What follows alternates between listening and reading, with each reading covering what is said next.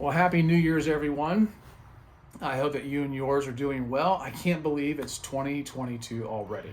It's just so strange to me. I remember as a kid that I thought to myself, I'll be 30 in the year 2000. It just seemed like so far away. Here we are, 22 years past that, and it just flies by. The old adage is time flies and you're having fun, right? But how many of you would agree with me that time flies regardless? It doesn't really matter whether you're having a good time or bad time. It's not waiting for anybody. That bus is taking off, whether you're on it or not. And all I can say is that if you had a particularly bad time, which a lot of people have, I would say just hang on with a little more patience. Just wait things out and understand that the things that happen to you in life and the things that occur, the things that transpire over time, everything has a shelf life, whether it's good or bad. It's really true. It's really true. So what comes will go, and what goes will come back. And I don't know if that makes a lot of sense to some of you, but I hope it helps because there's a lot of people with good intent who just feel like things are not going the way they should be. And I would agree with them. But just hang on a little bit longer. Things have a way of turning around. Sometimes the bigger a ship is, the longer it takes to turn around, but it will. It is subject to the waves. But it's just something to keep in mind. So anyway, let me ask you, how was your Christmas? I haven't talked to any of you at least since the middle of December when I made a beard video. I've just kind of been laying low, thinking about what I want to do with my YouTube channel. I'll probably get into that a little more in a few minutes. But I'm anxious to find out how your Christmas went. Did you spend it with family? What did you get? How did you spend your time? Hopefully there was nothing tragic that anybody has to report. But I hope that it was meaningful for you and that Christmas meant everything that it should have for you. We spent the time here at our house this is a new home for us. We've been in it less than a year. And so this is where we want to be. And we just wanted to enjoy our first Christmas here, but we're always at home during the holidays anyway. We don't like to travel. My oldest daughter, who lives in Orlando, came home to be with us during that time. We always enjoy that, If your kids live away from you and they come home, it's always a good thing. And I always miss her a lot. But so I was glad she came home. And then, my wife decided to do something different with the kids this year as far as New Year's or Christmas Eve goes. We always wait till Christmas morning to open presents. And so she heard about a Christmas tradition another family had and decided to implement it for the first time. And it seemed like it was a good thing. What it was the siblings before Christmas will have bought presents for each other. And so they open the presents from each other on that night. And everything else on Christmas morning is from us. And that was rather enjoyable, When I was a kid, I never liked to open all the Christmas gifts on Christmas Eve. That always spoiled it for me because on Christmas morning, that's Christmas. That's how I want to spend the day, just reveling in all the gifts and the anticipation of opening them. But that was kind of fun. That's what we did for Christmas Eve. And then, Christmas Day, of course, was just loaded with more presents for the kids. And they got some really nice stuff this year. Some stuff that they wouldn't have ever expected. Autographed sports memorabilia and other things like that maybe I could have a chance to bring on the show or the video later on. But for Christmas, personally, what I got for Christmas from my wife was this leather-bound book. It's a book I've read before. It's called The Alchemist by Paulo Coelho. And it's a tremendously good book. What I like about what makes this book so special is that it's an autographed book by him. And let me turn to it. It's even got the certificate of authenticity on the inside, and then it's got his signature right there. Oops, hope you can see that. So that's really cool because I'm a book lover, and It's nice to have an autographed book like that. That'll go on my shelf. It's something I can treasure and show off, and you know, it's a very nice, thoughtful thing from her. So this is something I greatly appreciate. And then she also got me this beautiful watch. It's by Relic, and I've got to get the wristband adjusted, but it's very weighty. I love the weight of this watch. It feels so good on my wrist. It's rather heavy, and it lets you know that it's there. I really enjoy that quite a bit. I'm waiting. I just gotta get that adjusted in the wristband a little bit because it's a little too loose for me right now. And then she also got me this nice ring right here. Uh, it's one of these carbon. What do you call those? What kind of material would you call that? I can't remember. Some of you guys would know. But anyway, it's I just love this thing. It feels really nice on the finger. It doesn't have the hard edge on it like my other ring did, so it feels nice and smooth. And it's just really really sweet of her to do that for me. I kid people and say that she asked me to marry her all over again, but everyone knows that she would be foolish enough to do that. And then my oldest daughter, she got this for me at like an antique shop or some kind of market. It's I don't know how to explain this. Look at this character. I hope that comes well into the shot. Let me get back a little bit because I might have been too close. But this piano and this kind of crazy looking musician. It seems like a lot of them are. I hope all that's getting into the picture, but that's rather cool. I like that. It's very thoughtful of me because she got me something that's right up my alley. So anyway, that's what I got for Christmas, and I'd be interested in finding out what you guys were able to get likewise. So leave a comment down below and let me know what you received. Now, how I spent New Year's, we just stayed indoors and did the normal things that people do. I'm not a heavy drinker, but I do drink a little bit. All I had was a glass of Prosecco wine.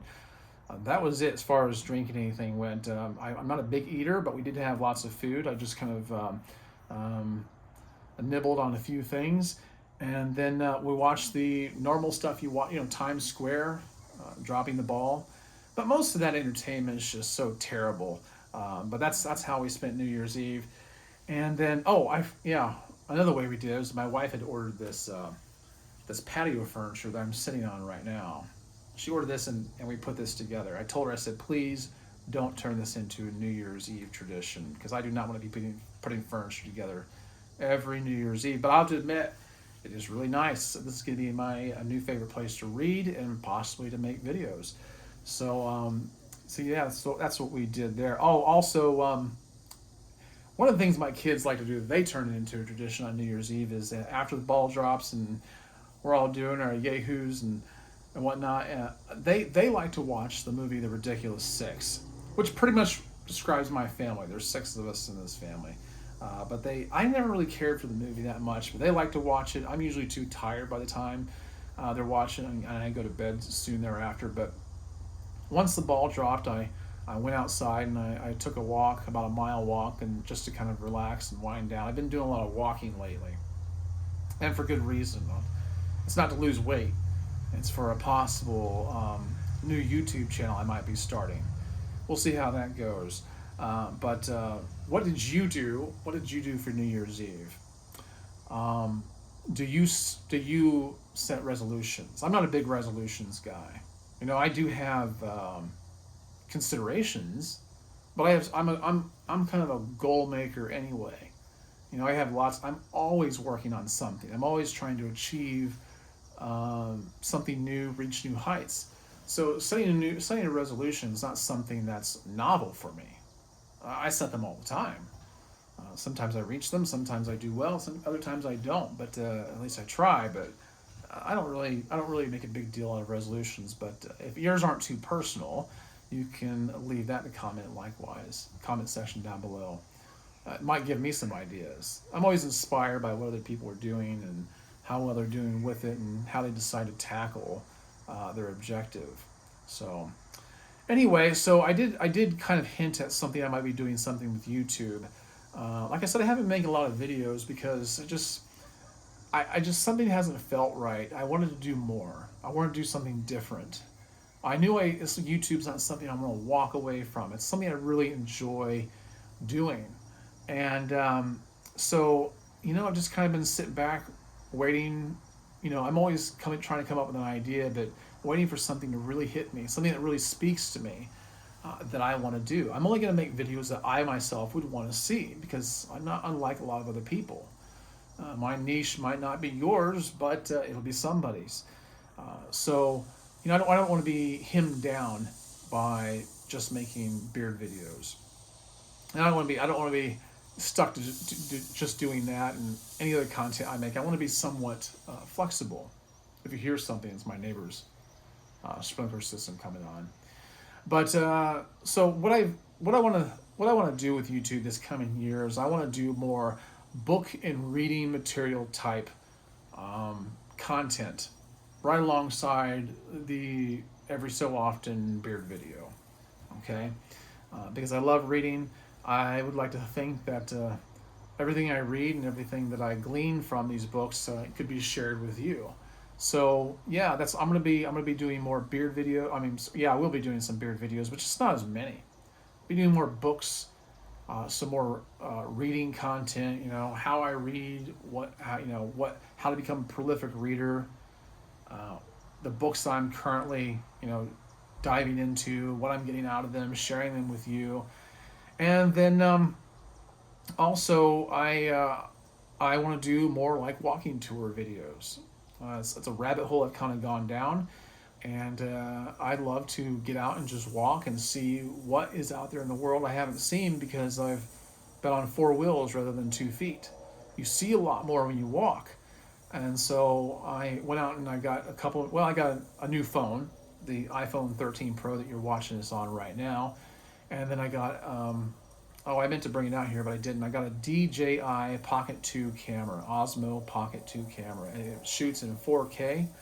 And it's a small handheld camera. It's less conspicuous than a phone. And it shoots really good video. So I got that, and I got this iPhone 13. So I'm stepping up my game just a little bit here, and I'm going to be, like I said, I'm going to be doing more walking tour videos where I just kind of get out and I let you see what I see. And some of those videos I may be talking and commentating on the environment around me. Other videos I may not be talking at all, and just letting the sounds of the environment be recorded along with the video, so that you can be the viewer. As the viewer, you can immerse yourself into the video as if you were there yourself. So that's kind of where I want to go with all of that. And it's something I hope I have your support on. I hope that you would subscribe and watch and hit the like button and the notification bell, regardless of whether I start a separate channel from this or not. But you guys have always been great to me, and I've always appreciated it. So I have a feeling that most of you will be there for me. So I did also pick up a new gimbal for this iPhone, because the stabilization iPhone 13s are amazingly fantastic, but when you add a gimbal to it, it's even better. So I'm gonna have some fun. I'm gonna visit a lot of different cities, do nighttime, daytime, sunshine, rain videos, and I just want to have fun. I want to have more fun doing YouTube and creating content, and I think it's going to be just a great outlet for me. Let me see, what else has been going on? Well, today my wife gave me a manicure. I know that one just came right out of left field, but she gave me a manicure because I was scratching her back, and I said something about, I think I have a snag on my nail. And she looked at it and she goes, "Oh man, you have terrible fingernails." Well, I'm a nail biter, not because I'm nervous. I mean, if I'm nervous, I will bite my nails, but I'm just a nail biter. I don't know what kind of pathology lies behind that, but I'm really bad about it. She said my cuticles were terrible, and so she started working on my nails, and she was saying, you look like a mutant. And I was like, well, I don't know how to take care of nails. I'm a dude. I don't do my nails. I mean, I'm not against guys getting manicures. I'm sure they're great, but it's just something I don't look at my nails. I may bite them, but I don't look at them. So anyway, she spent a lot of time manicuring them, and Actually, I kind of liked it. It felt great. It's pretty relaxing. And if guys are out there getting manicures now, I guess I kind of understand why. Not that I'm ready to pay for that, but yeah, it was kind of neat. My nails do look better after she got through with them. Hmm. So what else? Oh yeah, let me tell you what I'm reading currently. I'm going to be making a video here shortly about the 35, 36, 37 books I read in 2021. But there's a couple books I'm still reading that I can't finish. I couldn't finish before the end of the year. One of this is this one called Numbers Don't Lie by, I guess you say his name, Vaclav Smil. I'm not sure if that's right or not. It's a very cerebral book. The chapters are short, about 3 or 4 pages long. But he is a numbers guy, and he kind of gives you a lot of facts. Some of them are fun facts. Some of them are just, it's. I've read science books, science books like that's the section I got this in. I've read books I've got in the science section, and they're almost too intelligent for me, where I don't understand a thing that they're saying. But he's kind of dumbed this down for people like me, and made everything, morsel size so I can chew on it. There's some very interesting things in this. I would recommend this. This is a pretty good book. And then I've been reading a lot of Thomas Sowell books lately. If you don't know who he is, he's an African American, a philosopher. He's an economist. He's in his early 90s now, so he's been around a long time, and he's written a lot of good stuff and had a lot of good speeches he's given. But he is the GOAT in my opinion. And he's this book I've been reading right now is called Discrimination and Disparities. He really de well, yeah, he really deconstructs the arguments that that the liberals make concerning social justice and inequality and socialism and stuff like that, and he tells you how to think clearly because he's only concerned about facts. He doesn't consider himself a conservative or a liberal. He's maybe a libertarian, but not on foreign issues. But this is a tremendously good book. This is probably like the third or fourth book I read of his. I recommend anything by Thomas. So I'll put these books down the link below, in links below, so you can get them for yourself if you want to. And here's an example. Here's an example of what he's written. I've highlighted this in yellow. I use a highlighter constantly when I'm reading. But listen to this. He's written on page 124. This is how he writes. He said, the phrase white privilege is not the only verbal sleight of hand used to make achievement differences vanish. Even racial or ethnic groups that arrived in the United States destitute during the 19th century and were forced to live in a desperate poverty and squalor, almost inconceivable today, have had their later rise from such dire conditions verbally erased by calling their eventual achievement of prosperity a privilege. Achievements are a threat to a social vision and a political agenda based on that vision, and so are often kept off the hypothesis testing agenda by adherents of that vision. Redefining words is a key part of that process. Worse yet, children who are currently being raised with the kinds of values, discipline, and work habits that are likely to make them valuable contributors to society and a source of pride to themselves and to those who raise them are called privileged and are taught in schools to feel guilty when other children are being raised with values, behaviors, and habits that are likely to leave them few options as adults other than to live at the expense of other people, whether via the welfare state or through a life of crime, or both. So he writes very thought-provoking material. Like I said, he helps you to think critically. He shows you that in the face of facts and empirical testing, a lot of what you see coming from the liberal media doesn't hold up. So that's pretty good. The third book I've been working on is called How to Be Sad. I know that sounds kind of weird. It's a book I wouldn't necessarily recommend. She's very liberal-minded. I don't think I would like her too much. I almost stopped reading it after the 7th chapter, but something compelled me to go on. There is a lot of interesting things here. Now, you might wonder, why would you read a book called How to Be Sad? Well, it sounds kind of strange, but the subtext of this is everything I've learned about getting happier, about being sad. I like books that kind of offer a backdoor or circuitous route to a fixed point. You want to be happier, but we avoid sadness at every turn. and don't deal with it. So she's trying to offer constructive ways for dealing with sadness, and I think it's a good thing. I don't agree with everything necessarily. I don't think I necessarily like her, but I wouldn't necessarily recommend the book. But there is a lot of takeaways from it. So I guess that would have to come down to your own personal taste as to whether you wanted to read How to Be Sad. But it just isn't for everybody. But that's what I've been reading lately. And then yeah, I think that's about it. Except if you want to know what I have in my beard today, I did apply Valkyrie's Oud beard oil from the Beard Struggle. If you want to know what my favorite beard oil is, out of all the products that are out there, it's Beard Struggle's Valkyrie Oud, my number one favorite one. And then I put in their Valkyrie Oud beard balms. Quality products. They might be number one in my opinion as far as beard product companies go. Some people may disagree with me, but I say that based on experience. I'm just being very honest with you here. So that's what I have in my beard. I'll probably be making a beard trim cleanup video here in the next day or so because it's about that time, and it's something I do once a week, but it'll be my first beard trim of the year. Anyway, guys, that's what I have going on currently. I hope you've enjoyed this video. Thanks for sticking around and watching this until the end. And I guess I'll just see you in the next one.